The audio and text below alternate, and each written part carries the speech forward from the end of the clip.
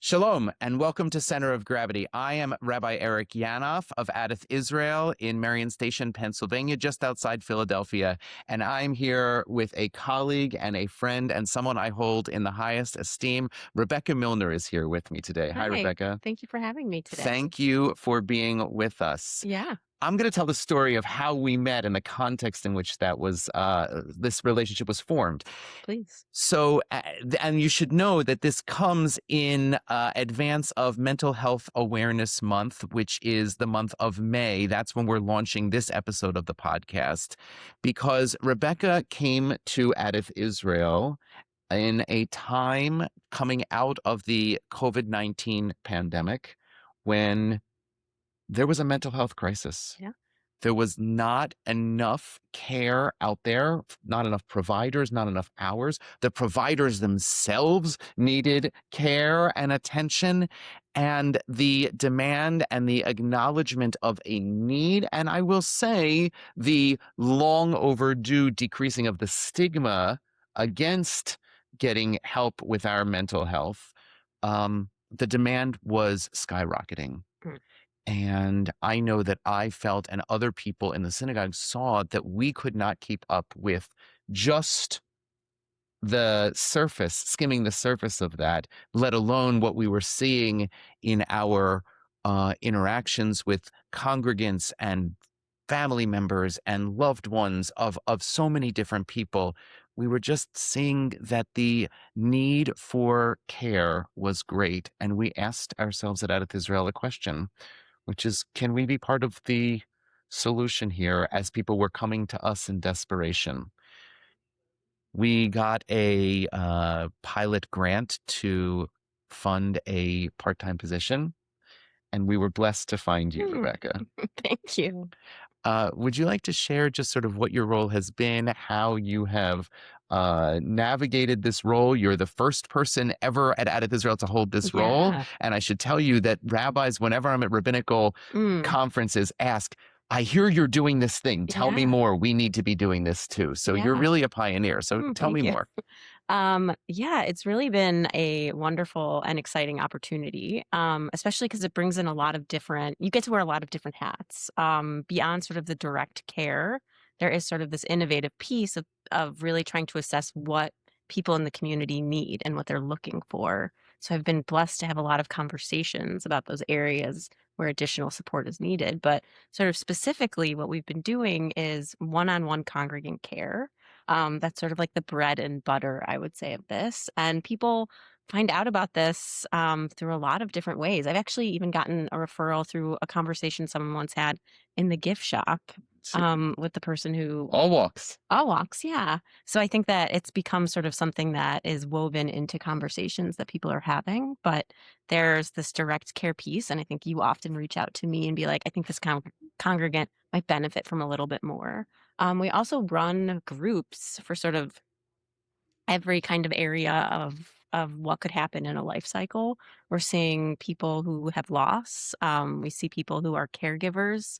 One of the areas that I have particular interest in, but I think is a really interesting area where synagogues can support, is when people are having babies, because that's where people often fall through the cracks. As we know in this country, as it relates to many different mental health care areas, there just aren't enough providers out there, and people don't always know how to get the care that they need. So synagogues are really interestingly positioned in that people show up, and they often show up during their most vulnerable moments. So if we can work with rabbis, if we can bring in additional supports to catch people before they fall through the cracks, especially in a moment that's so vulnerable, like having a baby, you can really change mental health outcomes on a large scale. So that just really excites me because it's an interesting way to meet people where they're at. And so you really have managed to interact with all of the different sort of demographic and background diversity of Adath Israel and beyond. Yes, absolutely. And this year we've been doing a lot of partnership with Bethel. Yes. And I think that's been also a really successful way to bring different communities together, which is always a good thing. Yeah, we are partners with a synagogue that is about 2 miles to our west, I guess, Yes. and that partnership has spread into this offering of mental health care. Yes. Originally, some of these relationships were intended to be referrals Hmm. so that we could bridge a waiting time to get full-time mental health care or even inpatient care. But Yeah. you've also developed ongoing relationships. Yeah, absolutely. We do a lot of work also with JFCS, and one of the groups, actually a postpartum group, which is from the synagogue, but it's also offered to the wider community, is situated there. So in this project, I'm also trying to figure out where things need to be located in order to reach the most people Right. possible. JFCS is Jewish Family and Yes. Children's Services. One of their locations and one of their central office and meeting locations is just about a half mile down the road from here. And we have partnered with them in a number of ways, a number of chesed and tzedakah projects. And the work that you do with the partnership that you have with them is really another model of building bridges. Yeah. We believe that part of the challenge with mental health, but also part of the challenge with institutional health is when everyone's in a silo, when people are more isolated one from another, and when institutions are isolated more one from another. That's why we have really encouraged you, and in other areas of the synagogue as well, to Yeah. find community partners, because the more people we're helping, the Yeah. more we're attaining our mission, regardless of the traditional boundaries of membership or which synagogue you pray, Yeah. at which points in time.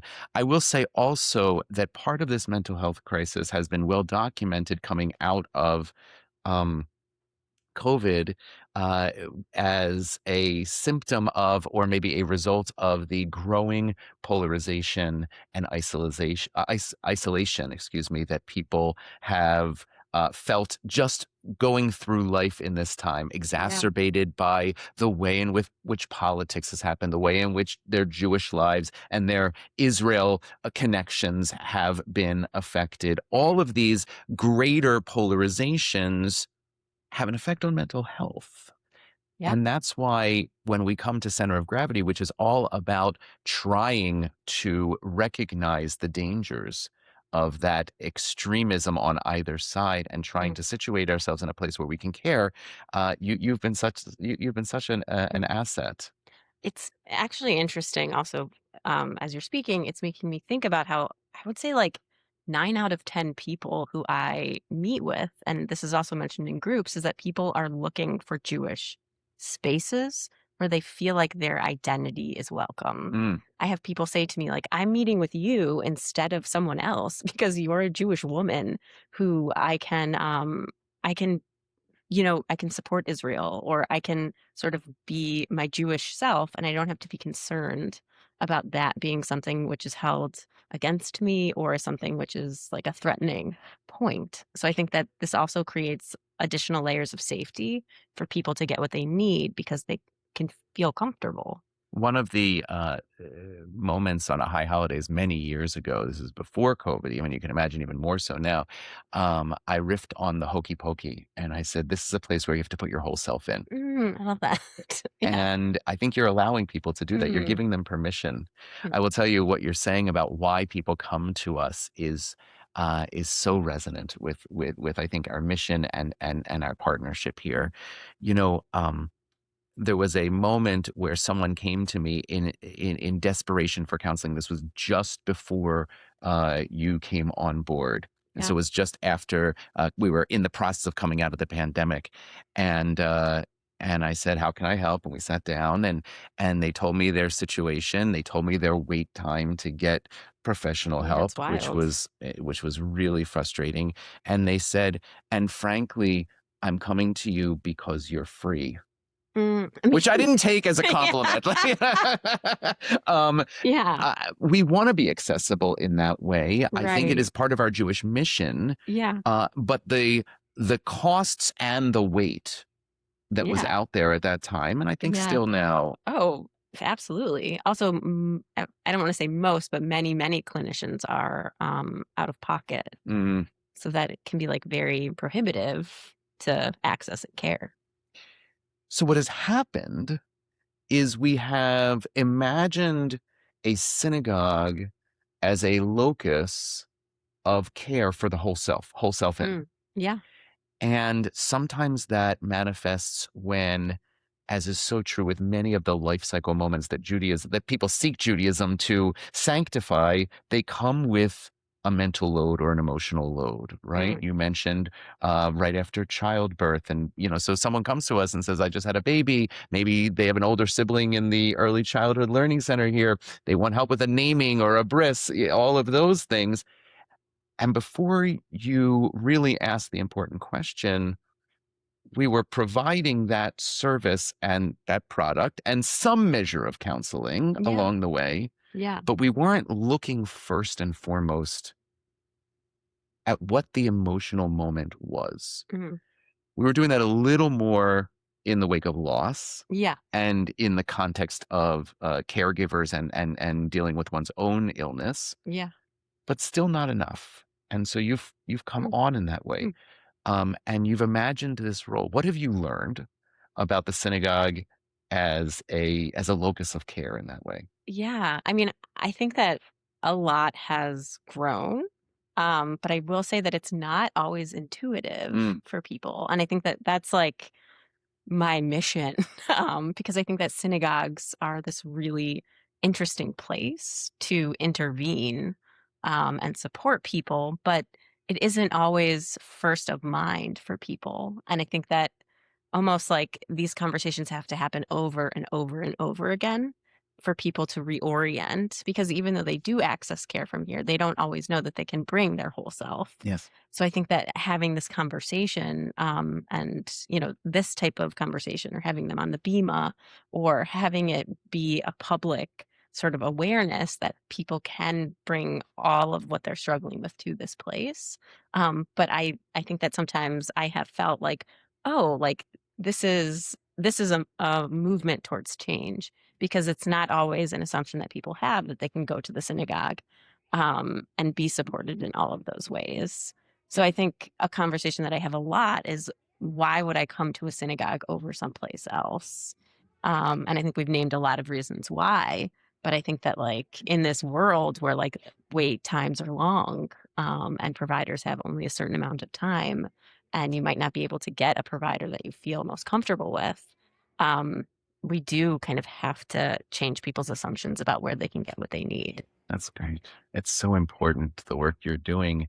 And to even just be a little bit of a host of it is an honor. Yeah. Um, I'm reminded of a teaching that Rabbi Markowitz has done a couple of times with a couple different ages. Our colleague here at Adath Israel, he calls it crying in shul, or it's okay to cry in shul. Mm. That's part of that whole self. Yeah. And I'm reminded also of a teaching in Rabbi Sharon Brouse's Mm. book, um, and in which she imagines a Mishnah, I believe from Tractate Tamid, in which we are told that most of the people who processed through the temple courtyard went one direction, but Mm. those who were in crisis or in trauma Hmm. were told to walk in the outdoor and go the other way. This is if you had lost an object. This is if you Fascinating. had were dealing with an illness or the caregiver of an illness. And the Yeah. reason was that when you were going against traffic, people would see you Hmm. and literally see your face. If you're in line with someone, you don't see that person's face, Yeah. and see you going against the grain and know that you were out of sorts and off kilter and out of the balance of the typical manner in which one's day would flow, one's traffic would Yeah. flow. And Interesting. and going against the grain Mhm. allowed people to bring their whole self. Mhm. Interesting. Yeah, there's an interesting opportunity here in saying that it's okay to not be okay. And I think that this is a space where that's even more invited than I would say in general culture. But we need to remind people of Oh that, yeah, constant. constantly. Yeah. There is an assumption, and I think it's a generations old assumption that this is a place of formality and propriety. Yeah. I think that we've busted that a little just by the number of kids running around here. Yeah, like literally out there. Yeah. Yes, I Yeah. hear them now from our Yeah. ECLC, our early childhood program. Yeah. But beyond that, I I think it's okay for adults to be vulnerable too. Yeah. And the stigmas on that are slowly dissipating. But you're right, it requires a constant openness on Yeah. your part, on our part. Yeah. One of the things that we sort of set up at the outset, and we set as a transparent expectation for members who seek the help of Rebecca in her capacity, or who come to one of the rabbis and then we refer, Yeah. is that the unlike a typical caregiving medical facility, we are different. We are trying to treat the whole self, and so people sort of accept and with full knowledge and embrace that we're going to be looking at the whole person and talking about cases and how we can support one another in those cases as Yeah. well. That's different, right? And for some people, that they have set some boundaries on that, which we do our best to respect without endangering anyone. Yeah. How is that different in your clinical experience? It's very different. Um, yeah, I mean, I think that the lines are different, and I think also something that I personally really like, but is very different than working in a standard practice, is this idea of dual Hmm. relationships, and I think that that is also consistent with being a clergy person because you are showing up as Rabbi Yanoff, who is also a person, but you're also in this supportive role. So for me, like I live in this area. I come into this building. I sometimes bring my children with me, and I might bump into people who I'm also in a caring relationship with. So I think learning how to navigate that is very different. And there are sort of worlds within counseling. I think you see that more within like the substance use world, where you have people with lived experience who are also working as clinicians and maybe coming to groups.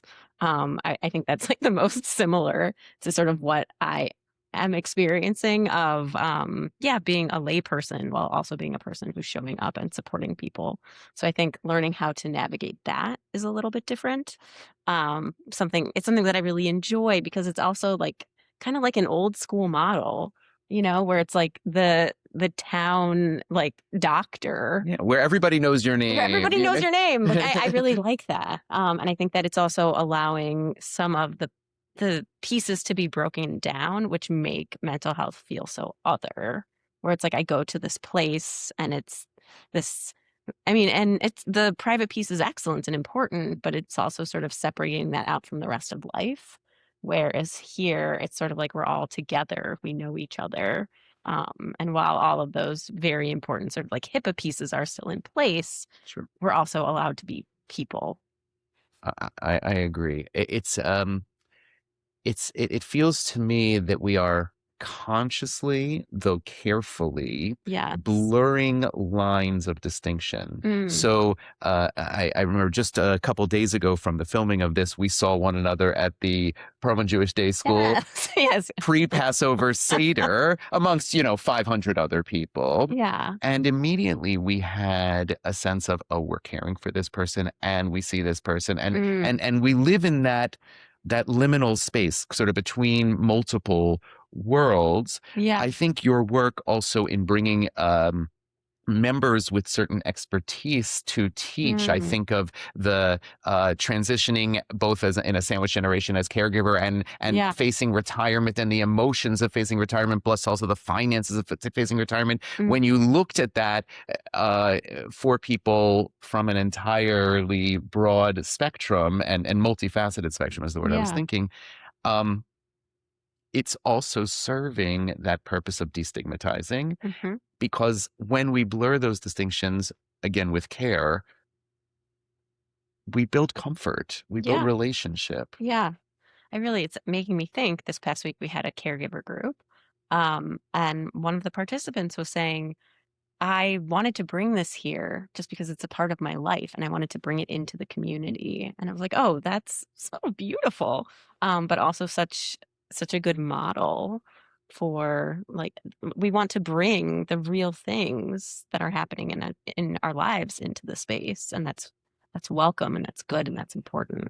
Yeah, whole self in. Whole self in, hokey pokey situation. Yeah. So as we've built this model over the last 5 years, Oh my really, God. it's crazy, right? Yeah. Um, Yeah. what do you imagine is next? I mean, I know for you, you've Mm. taken this into different chapters as well. Yeah. I am also a student at Yeshivat Maharat. Which is a women's rabbinical program based in New York. I'm a remote student. Um, I am really interested in sort of making this my thing, not just as a clinician, but also as a clergy person. And I think that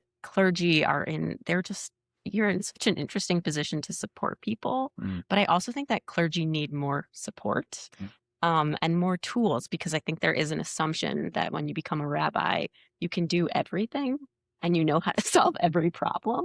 It is And an odd, it's one of the last generalists. I feel like everyone has their specialty. It's yeah, like I look at that one artery in the right. entire human body, right? But Yeah, it is a generalist position. You don't know yeah, what you're going to get in any right, given day. Yeah. right. So I'm like sort of floored sometimes where I'm like, oh, like maybe I could be a part of providing more support and designing more supports in the rabbinical world so that you can manage all of the things that come to you.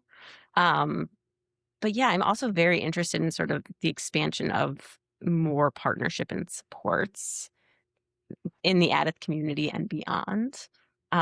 Because yeah, there's something really like interesting and amazing happening and it's like happening gradually. But I think being able to bring in more community um organizations into this Yes. has a lot of potential.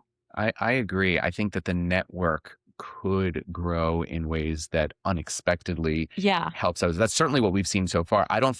I don't think coming out of the pandemic we could have predicted how much of a need we saw, like the tip of the iceberg. Yeah. And the other question, which I mentioned passingly, that I'm getting Yeah. is beyond personal relationship, which I feel very blessed to have that Mm. with you and the care that you bring in this community. The question I'm getting is this replicable? Yes. Well, it is. It is. I think that we are creating a model. I think figuring out how to create like a paper around this and actually sort of um put the model out and present that in other communities because it absolutely is. I think there's also something I'm very interested in, but is how clergy can serve as screeners. Mm. Like there is very interesting, this intersects with public health Yeah. in a very interesting way. Especially in a time of demand and need for care. Yes. So when I speak about like training clergy, it's sort of how can you take that piece and also bring in a model that doesn't sort of overexert the purse strings, if you will, of a community Yeah. so that you can build up their own capacity to support. But Absolutely. I mean, yeah, one of the things that we knew intuitively just from the demand, but saw in your every interaction is there's so much expertise that you bring mm, that I know a little bit about, but you have a depth, whether it's the referrals and the agencies and the ways that people might seek and find help as we expand a network, but also just the way in which you approach someone mm, you know, with a certain need. There are many times, this is the danger of being a generalist, right? There are many mm, times where we know a little bit about a lot of yeah, things, and having someone whose knowledge goes much deeper mm, and who has an expertise is you're that person for us. thank you so much. It's such a pleasure, an absolute pleasure. It's really fascinating, and one of the reasons why I wanted to bring you onto Mm, Center of Gravity is because uh, I think we know that the openness to bringing one's whole self in yeah, requires a positioning Mm. that allows us to connect with and meet the needs of a broad diversity of people from a broad diversity of outlooks and backgrounds. Yeah. And certainly within our reach, I think you reach more from the center than if you Mm. situate yourself clearly with any presuppositions of one pole or the other pole. Yeah. And that I think you can be more open to that care Yeah. and more inclusive and welcoming to those who vulnerably wish to bring their whole selves in, Mm. and tentatively put a toe in that water. If we are closer to a center, we can reach more. We can reach more broadly. Yeah. The work that we do together is among the points of greatest pride here at Adath Israel. It is my hope, and you have even in this conversation inspired me to say, Mm. how can we take this on the road to show other communities Yeah. that it's possible to reach out from the center and bring people in Mm. their whole selves? I'm grateful to you. Oh, thank you. And I'm grateful for this and the hokey pokey. Yeah. that what a great metaphor, right? And I am looking forward to many more interactions and many more ways of helping people, ways that we haven't even imagined Mm. yet. Amen. You as well. From Center of Gravity with Rebecca Millner, I am Rabbi Eric Yanoff. Thank you so much for watching. Thank you for tuning in to Center of Gravity. We are working to make this podcast as engaging and meaningful as we can, and so we need your help. If you have any feedback, questions, comments, thoughts, ideas for future podcasts, or any other ways that we can reach you, please email us at centerofgravity@adathisrael.org. Thanks so much for tuning in. Shalom.